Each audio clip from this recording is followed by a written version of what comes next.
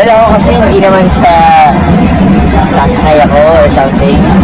I think just being true to myself na siguro like I was looking up to her before. Nung bata ako, siya pinapanood ko.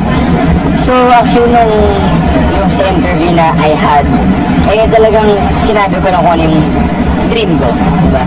Doesn't mean naman na it will happen, doesn't mean na it might happen. I'm just saying kung ano yung dream ko talaga. At least consistent.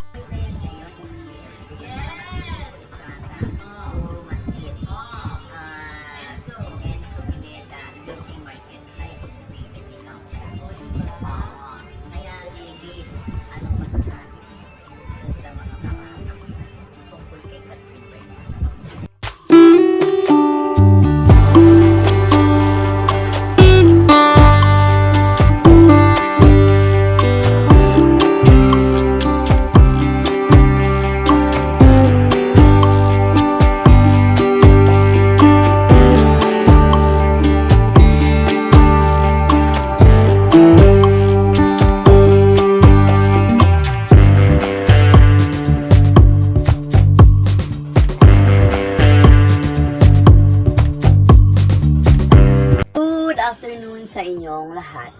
Ito po ang inyong lingkod, Jovel Rosales. Ano pa nga ba ang inyong sinusulsol sa akin? Ay! Imarites mo na, dali! Good afternoon po sa inyong lahat, sa aking mga tagapakinig dyan, mas mga naiinitan dyan ngayon sa kalsada. Uminom po kayo ng tubig. So, let's jump up sa ating topic for this afternoon, no? So, ang topic natin for this afternoon is all about Catherine Bernardo and David Licauco. Kung saan nga ay na-interview.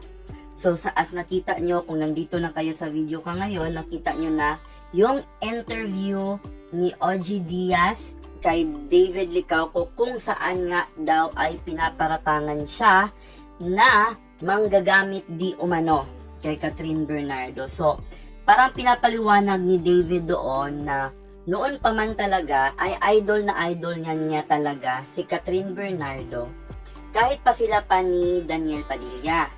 At sinasabi niya din doon na hanggang ngayon is idol niya pa rin si Catherine Bernardo, at kung mapagbigyan man ng pagkakataon ay gusto niya itong makatrabaho. So, ilagay ko na lang dito sa area na to kung ano yung movie ni David Licauco ngayon, kung saan nga DLU I think ang title, kung saan nga ay makakasama niya sila Ruru Madrid at of course David Licauco at mga iba pang stars, no? So, ano ang masasabi natin sa topic na ito? Ang masasabi ko is ganyan naman talaga ang buhay, guys, no?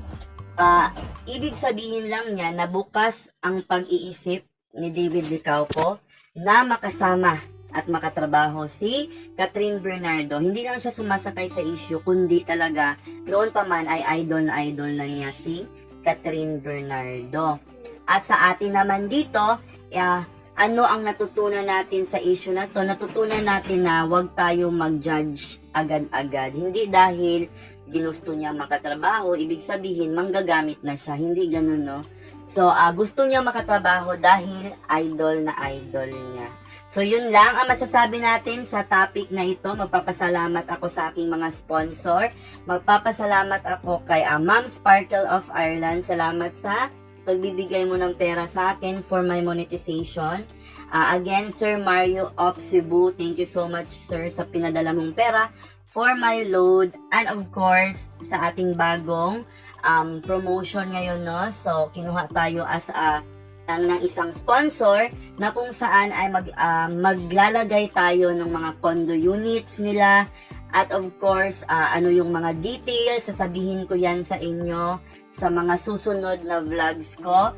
Sa mga sponsor ko, maraming pong salamat sa inyong lahat. And of course, sa aking YouTube, meron na tayong 1.44,000 subscriber. And of course, sa Facebook ko, meron na tayong 51,000 followers. Maraming salamat sa inyong lahat, Luzon, Visayas at Mindanao. Again, ito po ang inyong lingkod, Jovel Rosales. Ano pa nga ba ang inyong isinusulsol sa akin? Ay, imarites mo na. Dali, this is I Care, I Share, I React.